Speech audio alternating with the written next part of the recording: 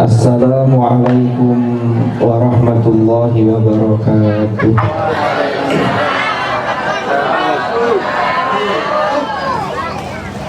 Alhamdulillahi wa kafa wa salamun ala ibadihi alladhina istafa, amma ba'd. Hadratul muhtaramin, para alim, para ulama, para kiai, para sesepuh, para bini sepuh, wabil khusus Bapak Ketua RW 02 dan juga Bapak-Bapak Ketua RT 01 sampai RT 05 yang saya hormati, para hadirin dan hadirat warga Kerajaan Selatan, Kerajaan Kidul nomor Kerajaan Selatan, Kerajaan Selatan, dan juga para adik-adik dan juga sedaya mawon ingkang dalu menika kempal datang mriki dalam rangka tasyakur memperingati hari ulang tahun kemerdekaan negara kita tercinta, yaitu kemerdekaan Republik Indonesia yang ke-77. Mugi-mugi ngempal kula lan panjenengan ing tempat menika tansah pinaringan ridho lan rahmat Allah Subhanahu wa taala. Amin. Amargi ten majelis menika kala wau sampun dikawiti dening waosan sholawat. Mau sholawat niku sebagaimana sabda Rasulullah sallallahu alaihi wasallam, man shalla alaiya salatan sallallahu alaihi asyran. Sholawat satu kali itu Allah melimpahkan rahmat 10 kali lipat. Belum lagi setelah itu kita baca surah Yasin yang disambung dengan tahlil yang kita tujukan kepada para syuhada, para pahlawan yang beliau-beliau berjuang dengan jiwa dan raga untuk memperoleh kemerdekaan ini sampai akhirnya sampai di pintu kemerdekaan, dan itu semua adalah atas berkat rahmat Allah yang Maha Kuasa. Mugi-mugi sedaya ingkang kula lan panjenengan waos kala wau kalimat-kalimat thayyibah sedaya dipuntrami dening Allah Subhanahu wa taala. Para bapak-bapak, ibu-ibu, hadirin dan hadirat rahimakumullah. Niki nun sewu saesku kula niki pinara atau lenggah teng kursi niki kok ora diboten skeco. Karena niki teng ngandhap kula kata ingkang sepuh-sepuh. Tapi karena sudah disiapkan oleh panitia sehingga nanti kalau ada komplain langsung menghubungi panitia. Lah kula niki kan tamu. Tamu niku kalmayi. Jadi ditoto dikongkon munggah wis munggah ngeten iki. Insya Allah mboten dangu-dangu. Amargi rangkaian acara peringatan kemerdekaan itu kan kata nopo malih benjing ibu-ibu ketah jam kalih harus sudah bangun untuk menyiapkan bekal paginya, harus upacara bendera. Wah, saya ke jam kalih. Tapi sing garai kula mboten dangu-dangu nopo niki lho, sebelah kanan iki lho kok tak delok iku ono tumpeng. Jadi kok rasane wis kudu diiris mawon. Tapi kalau nggih mboten sekeco lek dilukmen. Soale niki panitia penyiapaken wedang jahe sak gelas tambah aqua 600 ml ini kan mboten guyon niki. Makanya kalau pun rencana, makanya wedang jahe ini separuh saderenge tumpeng, separuhnya damel mantun tumpeng. Makanya aqua dibungkus terus ngoten mawon nggih.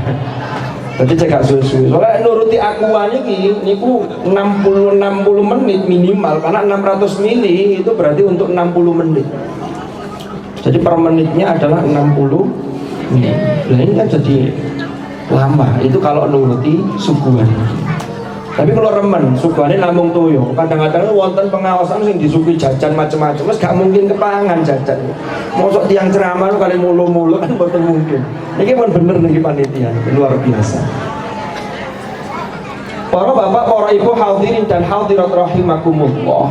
Tadi sudah disampaikan oleh Bapak RW, Bapak Purwanto, leres nih, bahwa sesungguhnya kita ini harus bertanya pada diri kita masing-masing, apa yang sudah kita lakukan untuk mengisi kemerdekaan ini.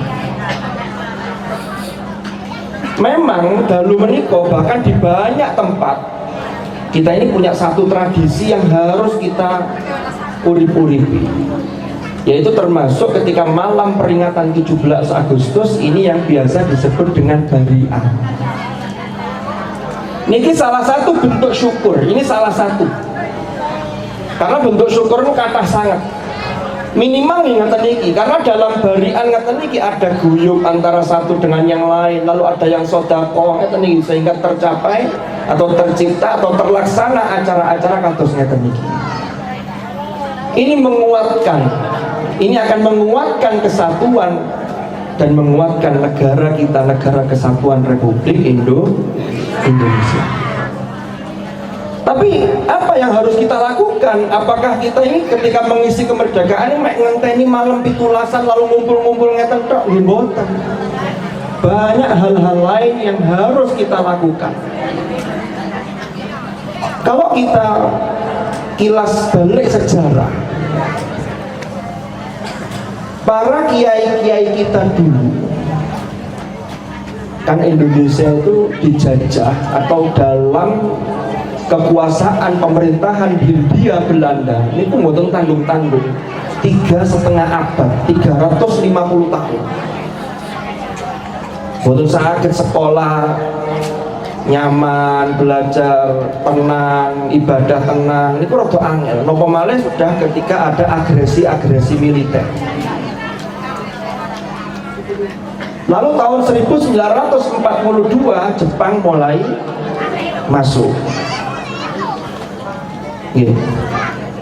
Jadi dalam kondisi perang niku mboten saged mikir secara jernih.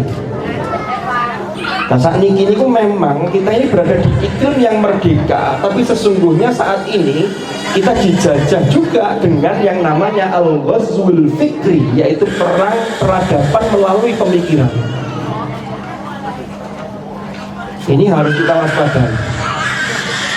Termasuk adik-adik kita ini, anak-anak kita yang masih segini-segini ini. Kalau dulu itu anak-anak kecil itu jam 9 itu pun sami tilem.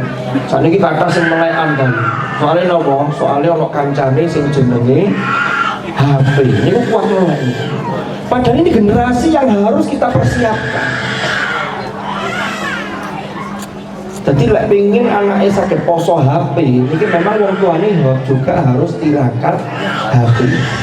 Ini wonten strategi ini, tapi nggak butuh perjuangan. Nah, saya sekarang kembali ke materi ingkang kula wau. Kados ngeten para rawuh sedaya. Kiai-kiai kita, ulama-ulama kita mempertahankan kemerdekaan ini dengan jiwa dan raga, itu bahkan Hadratus Syekh Kiai Haji Hasyim Asy'ari di Tebuireng itu ngumpul ulama Jawa Madura, sampai kemudian menghasilkan satu keputusan yang disebut dengan resolusi jihad. Ini ketika ada agresi militer kedua tentara sekutu, yaitu pada tahun 1945, itu setelah proklamasi.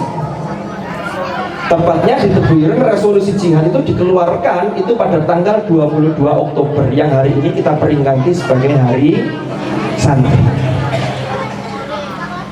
Lalu kok tidak main-main, kenapa kok ulama-ulama kita ini mempertahankan bahwa negara ini harus merdeka? Karena niku nek pun merdeka niku ibadah niku saged tenang. Karena nek perang niku mboten tenang napa-napa. Apalagi di negara kita, di tanah air kita ini kita dilahirkan. Allah dawuh dalam surat Toha niku, A'udzu billahi minasy syaithanir rajim. Minha khalaqnakum wa fiha nu'idukum wa minha nukhrijukum taratan ukhra. Dari bumi kami menciptakan kalian, dan di dalam bumi kami akan mengembalikan kalian, yaitu dikubur. Ya. Wa fiha nu'idukum wa minha nukhrijukum, dan dari bumi kalian akan dikeluarkan nanti ketika hari kebangkitan. Di mana itu? Di sini, yaitu di Indonesia. Ya kecuali kalau ada orang yang kemudian takdirnya wafatnya di Mekah.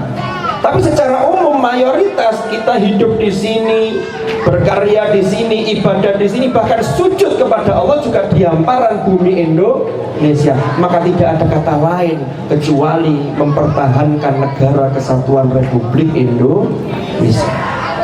Nah ini diperjuangkan. Sehingga dalam resolusi jihad itu dikatakan ini ada kewajiban melakukan perang dengan radius minimal 80 km, itu masuk kategori fardhu ain. Sehingga semua angkat senjata dengan niat kalau memang meninggal di medan perang maka sudah masuk kategori syahid fi sabilillah. Ini perjuangan yang boten guyon, ini serius. Lah kok sakniki kita kula lan panjenengan ini kadang-kadang lali. Ilingi pendak pitulasan. Iku ae ilingi lek pas mengheningkan cipta. Lek pas lomba-lomba makan kerupuk wis lali maneh. Kadang-kadang ngoten. Sehingga ini harus kita jiwai. Harus kita syukuri. Makanya tadi saya sampaikan dalam materakan kalau wau mensyukuri nikmat kemerdekaan itu, ini juga namanya bersyukur, makanya disebut dengan tasyakur. Tapi ada yang lebih dari itu. Tahun ini Indonesia ini sudah memperingati yang ke-77, dan tema yang diusung oleh pemerintah itu adalah pulih lebih cepat, bangkit lebih kuat. Kenapa tema ini diambil? Karena tema ini diambil, tadi Bapak RW sudah menyampaikan, setelah vakum sekian lama kita diuji dengan pandemi, lalu kemudian dari segala lini, maka kita punya satu optimisme, yaitu pulih lebih cepat dan bangkit lebih kuat. Orang mukmin yang baik itu tidak boleh pesimis. Itulah makna dari ayat ketika Allah berfirman dalam surah Al-Ahzab, laqad kana lakum fi rasulillahi uswatun hasanah liman kana yarjullaha wal yawmal akhir wa dzakarallaha katsiran. Seumpama nih, bangsa Indonesia itu dulu sudah pesimis, maka nggak akan ada kemerdekaan itu. Secara logika mau nalar loh. Itu kalau bangsa Indonesia tidak punya iman. Tapi hebatnya para pahlawan kita itu keimanannya kuat-kuat sehingga daya optimisme yang luar biasa beliau miliki. Mboten masuk akal, Indonesia itu mboten nggak ada nopo-nopo ketika itu, sehingga menghadapi orang-orang Belanda termasuk pasukan sekutu Jepang dan lain sebagainya, itu modalnya nopo, bambu runcing. Lah meriam sing gede-gede ngoten niku. Tentara belum ada, karena tentara itu pembentukannya awal itu dimulai dari laskar, termasuk Sabilillah, Hizbullah, yang komandannya di Singosari adalah almarhum Al-Maghfurlah Kiai Haji Masyhur. Itu cikal bakalnya tentara di situ, karena tentara belum terbentuk. Jadi tidak punya apa-apa kecuali tadi itu sama wirid-wirid. Tapi karena optimisme yang luar biasa, maka disinilah Allah memeluk optimis itu dan keimanan itu dengan anugerah kemerdekaan. Maka itu ketika proklamasi lalu ditetapkanlah dasar negara, termasuk Undang-Undang Dasar 45, yang dalam pembukaan para ulama-ulama kita tidak melupakan bahwa di alinea ketiga disebutkan atas berkat rahmat Allah yang maha kuasa dan dengan didorong keinginan luhur, kan begitu. Lah keinginan luhur menunjukkan satu optimisme yang luar biasa. Tapi tetap ini adalah rahmat dan barokah dari Allah. Kan berkat itu dari kata-kata Arab barokah, lalu diserap jadi berkat. Saat ini berkat yang niki. Ya berkat itu mengandung banyak barokah. Soalnya nopo berada di majelis yang di dalamnya dibaca kalimat-kalimat thayyibah. Itu berkat.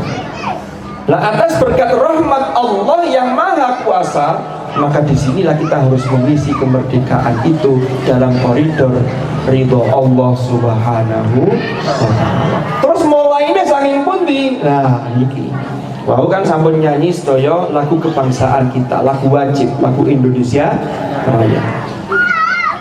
Biasanya niku lek di tempat lain itu ada yang ditambahi. Itu lagu gubahan Kiai Haji Abdul Wahab Hasbullah, Yalal Waton.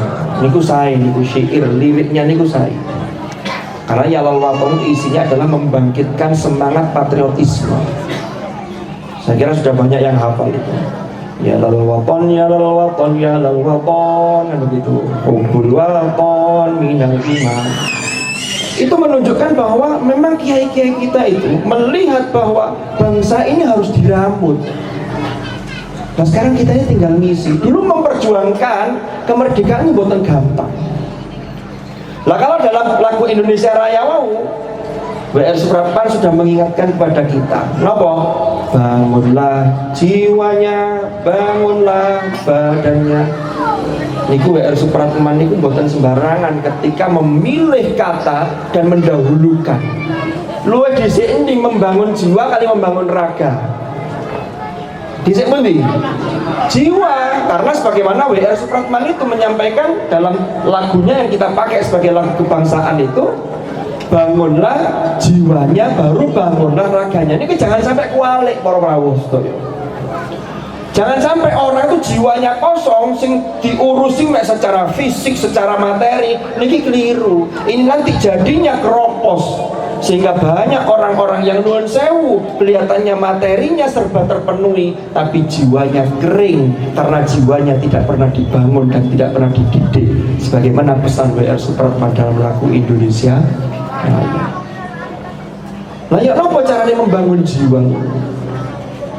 Jiwa ini kan dengan sampun perso. Jiwa ini dalam bahasa Arab disebut dengan nafas. Allah berfirman dalam surah Asy-Syams, wa nafsi wa ma sawwaha fa'alhamaha fujuraha wa taqwaha qad aflaha man zakkaha wa qad khaba man dassaha. Demi jiwa dan penyempurnaannya. Jadi Allah niku nyiptakan menungso niku dari unsur yang disebut fisik. Ya, kalau Nabi Adam itu adalah min tinil lazib. Kalau kita yang disebut minha khalaqnakum tadi itu dari tanah. Kenapa? Karena cikal bakal yang kemudian menjadi manusia dari pertemuan spermatozoa dengan sel telur itu adalah semuanya terkait dengan berangkat dari tanah. Panjenengan makan sayur, nasi itu dari tanah. Bahkan makan daging sapi makannya rumput juga dari tanah. Sehingga ada saripati tanah di situ. Lalu jadilah fisik. Setelah jadi fisik, 120 hari dalam kandungan ibu, dalam rahim ibu kita, Allah meniupkan wa nafakhtu fihi mir ruhi. Ditiupkan ruh. Maka jasad yang sudah bergabung dengan ruh, inilah yang disebut dengan jiwa. Di dalamnya ini ada yang menghidupkan, namanya jiwa. Ya. Nah jiwa ini harus diasah. Kenapa? Karena kalau ruh itu potensinya bagus, tapi kalau fisik itu potensinya itu sesuatu yang kadang mengajak kepada hal-hal yang tidak baik. Ini akan bertentangan di dalamnya. Makanya harus diasah. Wa nafsi wa ma sawwaha fa'alhamaha fujuraha wa taqwaha. Allah ilhamkan kepada jiwa potensi fujur, potensi negatif, wa taqwaha, dan potensi ketakwaan, yaitu potensi yang positif. Nah yang beruntung, yang bagus adalah yang seperti apa? Qad aflaha man zakkaha. Sungguh beruntung, sungguh bejo orang yang senantiasa mensucikan jiwanya. Nah ini, maka jiwa itu harus disucikan, dibangun. Inilah sebagaimana pesan WR Supratman dalam lagu kebangsaan kita, yaitu lagu Indonesia Raya. Para hadirin dan hadirat rahimakumullah. Maka disinilah kita harus mengisi kemerdekaan. Dimulai dari mana? Kalau menggunakan sabda Rasulullah Sallallahu Alaihi Wasallam, maka ibda binafsik. Ibda binafsik ini apa bapak? mulailah dari dirimu sendiri. Dimulai dari diri kita. Kalau individu kita, apalagi non sewu, para bapak-bapak ini yang menjadi kepala rumah tangga bisa memberi teladan yang baik untuk anak cucu kita, maka itu adalah satu hal yang luar biasa. Karena negara ini kuat, itu berangkat dari masyarakat. Masyarakat itu ada mulai dari kepala desa, lalu ada RW, ada RT, dan RT itu terdiri dari kumpulan keluarga-keluarga. Nuwun sewu, rusaknya bangsa ini adalah rusaknya generasi yang itu seringkali karena tidak kokoh di dalam rumah tangganya masing-masing. Loh, ini sudah jelas nih. Ada keluarga yang bapak ibunya bermasalah, ini nanti anaknya biasanya nuwun sewu jadi bermasalah. Maka ini kita harus mengisi. Nah, kembali ke nafas tadi. Makanya nafas tadi itu ketika fisik lalu sudah ditiupkan roh, maka orang yang jadi nafas begini ini, maka semuanya pasti akan mengalami yang namanya mati. Itulah yang disebut kullu nafsin dha'iqatul maut. Setiap jiwa yang pernah merasakan hidup, maka pasti akan ngicipi yang namanya mati. Ya tinggal kapannya itu tidak ada yang tahu, karena hidup ini ujian. Nah, dengan pirsa kapan berangkat itu mesti monggo ae wong berangkat jam 2. Aku jam 1 tak tobat, tapi kan belum sakit ngoten. Makanya salah satu bentuk syukur kita untuk mensyukuri kemerdekaan itu, kita belajar dari surah di dalam Al-Qur'an, yaitu surah Al-Fil dan surah Quraisy. Ini sering kita baca. Cuman sudahkah kita mengambil pelajaran dari dua surat ini untuk mengisi kemerdekaan? Ini yang jadi pertanyaan besar. Para rawuh, para hadirin sedaya, merdeka. Pundi ibu-ibu sing merah putih. Luar biasa. Bapak-bapak wonten sing merah putih. Wah, niki merah maskernya. Putih rambutnya. Berarti merah putih. Nun saya panggil kamu nun guyon. Berarti kan sudah merah putih. Nggih, kula nggih wonten petake kok. Sudah mulai meninggalkan dunia hitam. Niku mboten saged ditahan lek urusan uang niku mboten saged, dan itu masing-masing orang bisa berbeda-beda satu sama lain. Para hadirin dan hadirat rahimakumullah. Wonten napa ten surah Al-Fil kali surah Quraisy? Surah Al-Fil dan surah Quraisy niku kalau dalam mushaf sahabat Ubay bin Ka'ab. Ubay bin Ka'ab itu salah satu sahabat penulis wahyu. Niku surah Al-Fil dan surah Quraisy niku itu tidak ada apa namanya, tidak ada jedanya, tidak ada bismillahnya di antara dua surat itu. Tapi di mushaf yang kita kenal hari ini, termasuk di Rasm Utsmani, itu ada bismillahnya. Sehingga dari sini para ulama ada yang mengatakan, berpendapat bahwa surah Al-Fil dan surah Quraisy itu punya keterkaitan yang sangat erat. Napa niku? Sama-sama menceritakan nikmat dan anugerah Allah yang diberikan kepada suku Quraisy. Jangan pirsa suku Quraisy, ha? Suku Quraisy niku nama aslinya, ada yang berpendapat nama aslinya Fihr. Fihr niku kakek ke-11 urutannya dari Rasulullah Muhammad sallallahu alaihi wasallam. Tapi ada yang berpendapat lain, para sejarawan mengatakan Quraisy niku nama lain dari An-Nadhr bin Kinanah, niku kakek ke-13. Karena An-Nadhr bin Kinanah itu punya anak namanya Malik, lalu Malik punya anak namanya Fihr tadi. Nah, suku Quraisy itu adalah suku pilihan. Napa pilihan? Karena suku Quraisy itu keturunan Nabi Ibrahim melalui Ismail alaihi salam. Salah satu kelebihan yang diberikan oleh Allah kepada suku Quraisy itu mereka punya tanggung jawab mengelola rumah Allah, yaitu Baitullah Ka'bah, termasuk memberi minum atau siqoyah kepada para jamaah haji. Jadi haji ini sudah tradisi sejak zaman Nabi Ibrahim sampai nabi-nabi berikutnya. Tapi pada zaman jahiliyah, ritual haji tawafnya, itu sudah banyak dilakukan penyimpangan oleh orang-orang jahiliyah ketika itu. Singkat cerita Imam Fakhruddin Ar-Razi ini penulis kitab tafsir namanya At-Tafsirul Kabir atau dikenal dengan Mafatihul Ghaib. Imam Ar-Razi dawuh ngeten, dari dua surat ini ada pelajaran yang bisa dipetik. Yang pertama, nikmat Allah itu yang pertama bisa berupa dicabutnya suatu bahaya, dan yang kedua diperolehnya manfaat. Sehingga kalau kita tarik dengan kemerdekaan kita, maka kemerdekaan itu kita ditarik dari bahaya, ya kan? Lalu kita di situ mendapatkan manfaat. Kenapa dalam surah Al-Fil niku? Al-Fil ini kan ceritanya Abraha yang saking Yaman di Son'a, kota Son'a itu mau melakukan penyerangan ke Ka'bah, tapi kemudian Allah turun tangan langsung sehingga diutuslah burung-burung yang disebut dengan ababil yang tarmihim bihijaratim min sijil faja'alahum ka'asfim ma'kul. Sehingga orang-orang Quraisy kuat karena mendapat anugerah ini.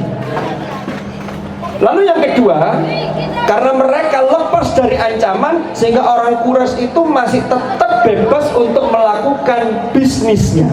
Li'ila fi Quraisy ila fihim rihlatas syita'i wasal. Jadi tiang Quraisy niku kalau bisnis niku nek musim panas itu berangkat ke Yaman, kalau musim dingin apa kuali iki nek rihlatas syita niku adalah musim dingin niku berangkat ke Yaman insyaallah. Kalau musim panas ke pundi Syam niku sakniki 4 negara nih, kalau dulu namanya Syam. Nah, oleh Allah diingatkan, itu kan suatu anugerah yang luar biasa. Kalau di akhir surah Quraisy disebut alladzi at'amahum min ju' wa amanahum min khauf. Dapat fasilitas sakit nyambut gawe, sehingga nyambut gawe itu bisa untuk golek pangan, kan ngoten. Lalu wa amanahum min khauf, lalu merasa aman, tentram dan tidak ada ancaman. Itu suatu anugerah yang luar biasa. Orang itu walaupun banyak uangnya, banyak hartanya, tapi kalau hidupnya terancam, kira-kira enak nama mboten? Kalau kita tarik di ayat sebelumnya, apa perintah Allah? Falyabudu rabb hadzal bait. Maka hendaklah mereka orang-orang Quraisy itu beribadah menyembah Allah, Tuhan yang memiliki rumah ini, yaitu Baitullah Ka'bah. Maka disinilah para ulama mengambil satu pelajaran bahwa tingkat bersyukur kita yang paling tinggi itu kalau ada peningkatan dalam kualitas ibadah yang kita lakukan. Makanya tadi kan kalau sampai akan ngeten tinggi kita syakuran namini, tetap tasyakur. Tapi ternyata kalau kita belajar dari surah Quraisy, tasyakur yang paling tinggi levelnya itu kalau kita mampu mengisi kemerdekaan ini dengan ibadah yang lebih serius kepada Allah. Lah ibadah itu diilmoni, ngoten loh. Sehingga disinilah mulai dari menuntut ilmu serius, termasuk ilmu-ilmu yang sifatnya fardu ain, yang wajib, maka itu harus dipelajari kemudian dipraktekkan sehingga bisa memunculkan peningkatan kualitas ibadah. Disitulah sesungguhnya maka kita benar-benar bisa mensyukuri anugerah kemerdekaan yang telah dianugerahkan oleh Allah kepada kita. Pramila menika mugi-mugi melalui peringatan malam 17 Agustus dalu menika kula lan panjenengan saged memetik hikmah sehingga ada oleh-oleh yang bisa kita praktekkan dalam kehidupan kita ke depannya menjadi semakin baik. Jangan sampai satu acara seremonial itu kita tidak mampu mengambil satu momen. Orang mukmin yang baik itu bisa mengambil pelajaran, lalu bagaimana dia mengambil yang terbaik untuk dilakukan. Sehingga kalau mendengar ceramah di mana-mana itu pasti mengajak kebaikan. Yang masih banyak itu komentarnya kan ngeten, oh ceramah ini wis tahu biar wis tahu. Tapi seharusnya pertanyaannya adalah bukan seberapa sering disampaikan, tapi sudah seberapa jauh kita melakukan apa yang disampaikan dalam konteks peningkatan kualitas ibadah dan takwa kita kepada Allah Subhanahu wa ta'ala. Karena nikmat itu kalau sudah lama dan itu biasa, kadang-kadang menungsone ku lali. Mustahil ini kalau masalahnya. Makanya perlu diingatkan lagi, dicas kembali. Diingatkan kembali bahwa ini nikmat. Kalau nikmat itu dicabut, masya Allah. Panjenengan mirsani. Sampai saat niki sudah berapa bulan ini? Rusia niku perang dengan Ukraina.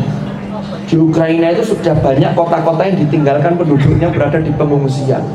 Mboten saged sekolah, mboten saged ngaji, mboten saged ngempal kados ngeten iki. Lho awake dhewe niki lho sing wis biasa ngumpul akhirnya biasa, sehingga tidak ada peningkatan apapun yang kita lakukan. Maka ini harus menjadi renungan kita di malam 17 Agustus yang ke-77 hari kemerdekaan kita. Mugi-mugi Allah Subhanahu wa ta'ala selalu membimbing langkah kita sehingga kita selalu dalam ridha Allah Subhanahu wa ta'ala. Kalau kita cekap mengatakan nggak dalu-dalu iki selak garing sekone mangke. Nggih, cekap nggih. Matur nuwun sanget atas perhatiannya sedaya. Mugi-mugi hajat baik kita diijabah oleh Allah, dan momentum peringatan 17 Agustus ini menjadi titik balik kita, menjadi titik tolak kita untuk melakukan aneka macam kebaikan-kebaikan, termasuk untuk menyiapkan generasi-generasi yang anak-anak ini, karena mereka adalah pemimpin di masa-masa yang akan datang. Ala hadhihi niyyah as-salihah wa ala ma nawainah wa ala ma nawahu as-salafus salih thumma ila hadratin nabiyil mustafa Muhammadin sallallahu alaihi wasallam wa ila jami'il abtal fi istiqlali jumhuriyati Indonesia ghafarallahu dzunubahum wa anzalallahu lahum rahmah wal maghfirah bi ridha al-Fatihah.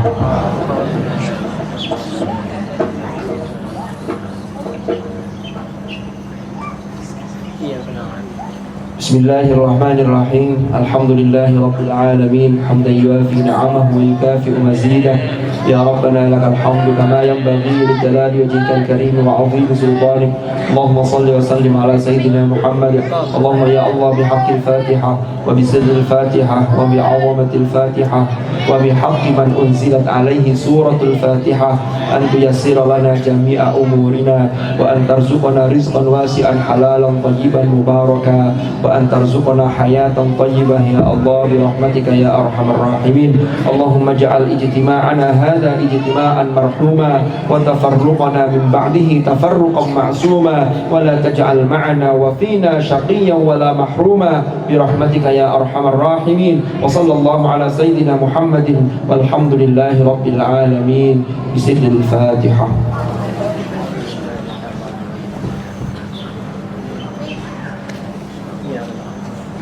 Terima kasih, kurang lebih mohon maaf.